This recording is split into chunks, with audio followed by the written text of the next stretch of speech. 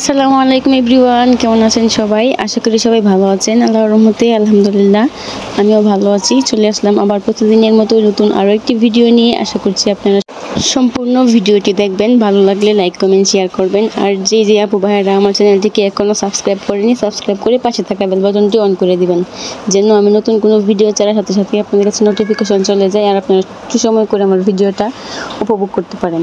আশা করছি সবাই লাইক দিয়ে তারপর আমার ভিডিওটা দেখা শুরু করবেন।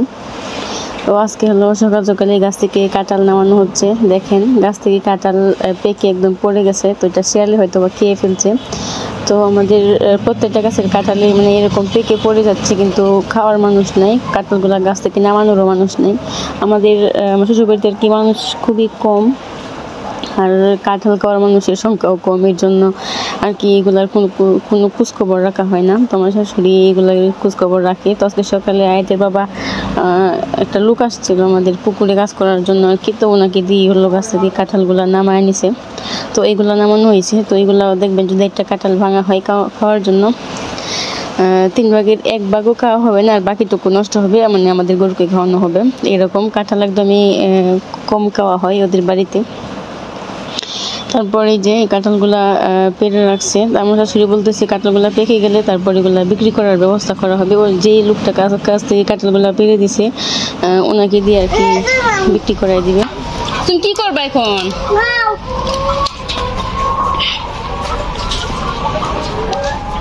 আস্তে আস্তে পড়ে যাবা।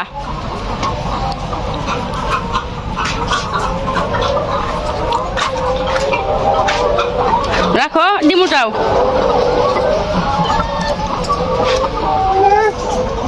আমি রাখছি, তুমি উঠাও, তুমি উঠাও।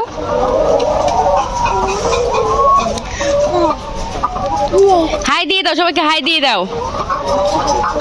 ওকে, ডিম উঠাও।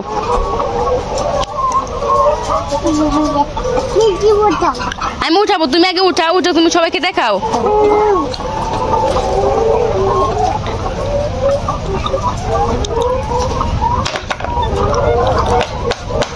এটা রাখো, এটা রেখে ডিম উঠাও। এটা রাখো, রেখে দাও, থাকুক। হ্যাঁ, ডিম উঠাও।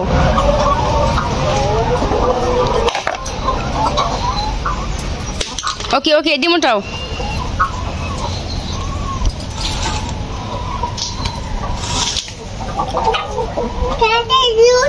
হ্যাঁ, আমি উঠাচ্ছি, তুমি উঠাও।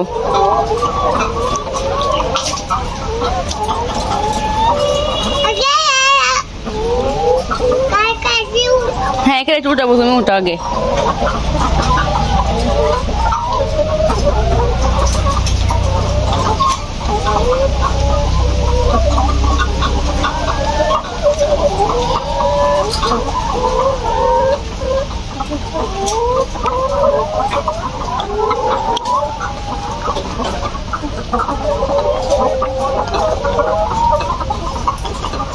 রাখো, ডিম রাখো।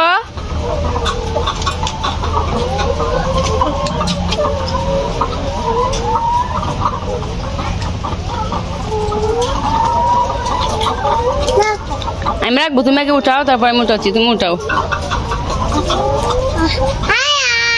হাই, বলো আমি আয়াত। কেমন আছো সবাই? যাও, তুমি ডিম নিয়ে আসো। কেন?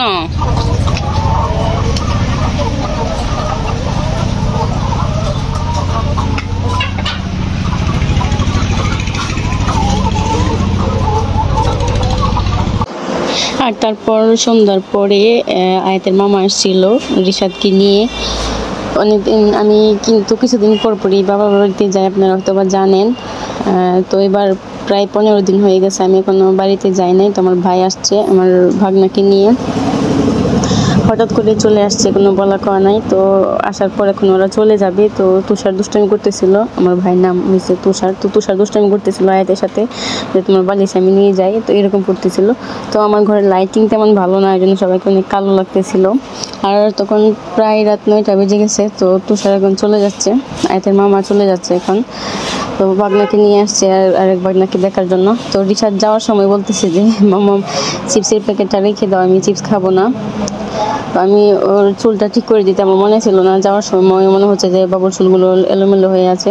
আর এই তো ওরা এখন চলে যাবে। তো বাবার বাড়ির দিকে কেউ আসলে ভালো লাগে, যখন চলে যায় তখন খুব মন খারাপ হয়। আমি আয়াতের বাবাকে বলতেছিলাম যদি এখন আমি আমার শ্বশুর বাড়ি অনেক বেশি দূরে থাকতো আর তুষারে সেইভাবে চলে যেত, আমি এখন অনেক বেশি কান্না করতাম, যেহেতু এখন কাছে এই জন্য আর কি কান্না করি নাই। ওরা আয়াতের বাবা হাসে, বলতেছে তখন তোমার দূরে বিয়ে হওয়ার দরকার ছিল। আর এই তো ওরা চলে যাওয়ার পর আয়াত কান্নাকাটি করতেছিল যে মামা চলে গেছে কেন, বুম বুম মামা চলে গেল, বাইরে চলে গেল, এগুলো বলে ও কান্না করতেছিল। তো আল্লাহ হাফেজ।